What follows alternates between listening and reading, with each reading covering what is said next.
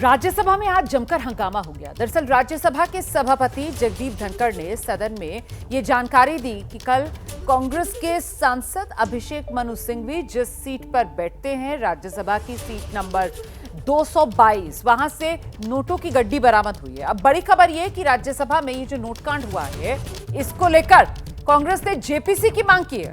कांग्रेस ने सभापति से जेपीसी गठित करने की इस मामले में मांग कर दी है। सभापति से मुलाकात की है। राज्यसभा में कांग्रेस के चीफ व्हिप जयराम रमेश ने अदानी मुद्दे से ध्यान भटकाने की एक कोशिश कर रही है सरकार। कांग्रेस के सूत्र ये जानकारी दे रहे हैं। राज्यसभा में नोट कांड कुछ और नहीं, कांग्रेस कह रही है अदानी के मुद्दे से ध्यान भटकाने के लिए ये पूरा का पूरा मामला सामने आया है। राज्यसभा में नोट कांड पर कांग्रेस ने कहा है जेपीसी का गठन किया जाए, जांच हो। हम सीधे आपको लेकर चलते हैं। हमारे साथ हमारे सहयोगी जैनेन्द्र इस वक्त मौजूद हैं। जैनेन्द्र, ये राज्यसभा के नोट कांड पर भी जेपीसी जांच की मांग कांग्रेस की तरफ से की जा रही है क्या? बिल्कुल, देखिए, संसद की एथिक्स कमेटी होती है जो इस तरह के मामलों की जांच करती है, या फिर सभापति अपनी तरफ से कोई एडहॉक यानी नए सिरे से जांच समिति गठित कर सकते हैं ऐसे मामलों में। बहरहाल कांग्रेस ने एक कदम आगे बढ़ते हुए इस मामले की जांच के लिए जेपीसी गठित करने की मांग की है, ताकि दूध का दूध और पानी का पानी हो जाए। देखिए, कांग्रेस को एहसास है कि इस मामले पर राजनीतिक तौर पर वो जरूर घिर गई है।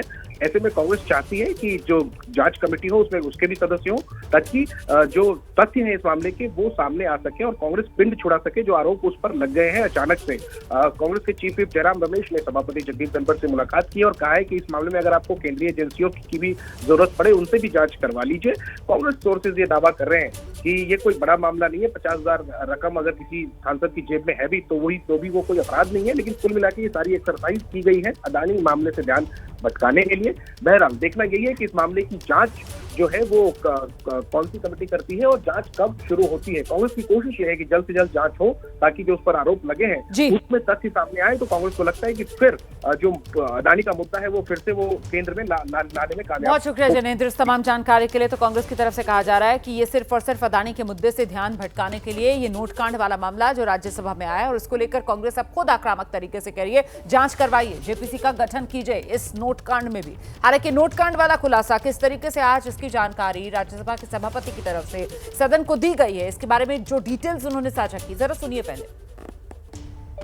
I hereby inform that during the routine anti-sabotage check of the chamber after the adjournment of the House yesterday, apparently a wad of currency notes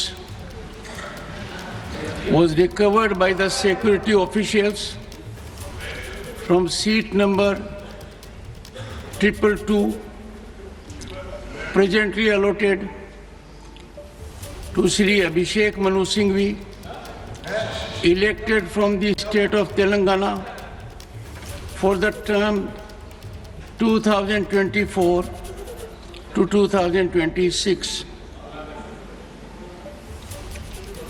The matter was brought to my notice, and I felt it expedient,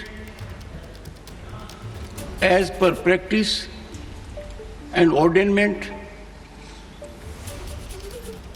to ensure that investigation takes place in accordance with law, and the same is underway.